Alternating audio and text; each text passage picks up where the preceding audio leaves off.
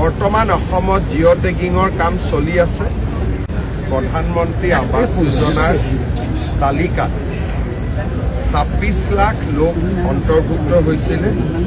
বৰ্তমান অসমত জিঅ' টেগিঙৰ কাম চলি আছে আৰু ঘৰৰ কিছু হিতাধিকাৰীৰ তালিকা আমি নিৰ্বাচন কৰিম।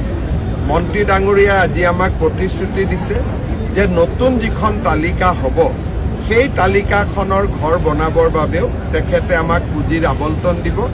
মই যে নতুন যিখন তালিকা হ'ব সেই তালিকাখনৰ ঘৰ বনাবৰ বাবেও তেখেতে আমাক পুঁজিৰ আবণ্টন দিব।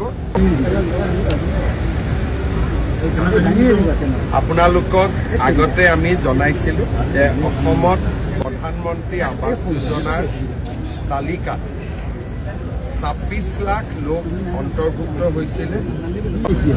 আমাৰ ২০ লাখ লোকৰ ঘৰ ইতিমধ্যে আমি নিৰ্মাণ কৰিব পাৰিছিলোঁ। ৬ লাখ ঘৰ বাকী আছিলে। জানুৱাৰী মাহত কেন্দ্ৰীয় মন্ত্ৰী শিৱৰাজ সিং চৌহান ডাঙৰীয়াই আমাক ৩ লাখ ঘৰৰ অনুমোদন দিছিলে।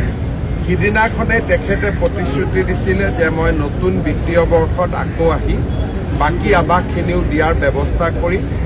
আজি ৩,৭৩,০০০ ঘৰৰ অনুমোদন তেখেতে আমাক আনুষ্ঠানিকভাৱে ইয়াত দি থৈ গ'ল।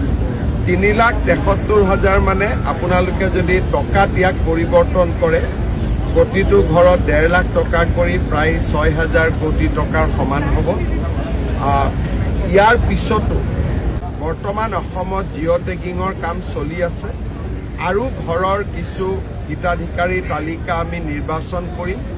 মন্ত্ৰী ডাঙৰীয়াই আজি আমাক প্ৰতিশ্ৰুতি দিছে যে নতুন যিখন তালিকা হ'ব সেই তালিকাখনৰ ঘৰ বনাবৰ বাবেও তেখেতে আমাক পুঁজিৰ আবণ্টন দিব। মই প্ৰধানমন্ত্ৰী ডাঙৰীয়া আৰু শিৱৰাজ সিং চৌহান ডাঙৰীয়াক অসমবাসীৰ হৈ ধন্যবাদ জনাইছোঁ। ইয়াত লগতে কেইটামান আজি আমি আৰু নতুন কাম আৰম্ভ কৰিছোঁ। অসমৰ মহিলাসকলেও যাতে ৰাজমিস্ত্ৰীৰ কাম শিকিব পাৰে, লখিমী মিস্ত্ৰী বুলি আমি এখন নতুন আঁচনি আৰম্ভ কৰিছোঁ।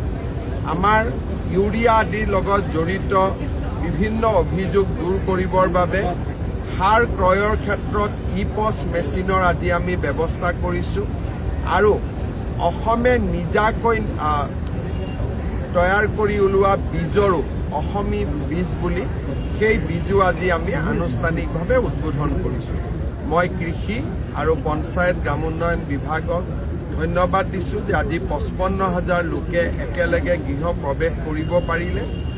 ঘৰ লোৱা লোকসকলৰ যি উৎসাহ উদ্দীপনা, মানুহৰ মনত এটা সদায় আশা থাকে যে নিজৰ এখন ঘৰ হওক। প্ৰধানমন্ত্ৰী ডাঙৰীয়াৰ আশীৰ্বাদত আজি অসমৰ দুখীয়া দৰিদ্ৰ মানুহে নিজৰ এখন ঘৰ পাইছে। মই সকলোকে অভিনন্দন জনাইছোঁ আৰু মই নিশ্চিত যে সকলোৱে প্ৰধানমন্ত্ৰী ডাঙৰীয়াকো আশীৰ্বাদ কৰিম।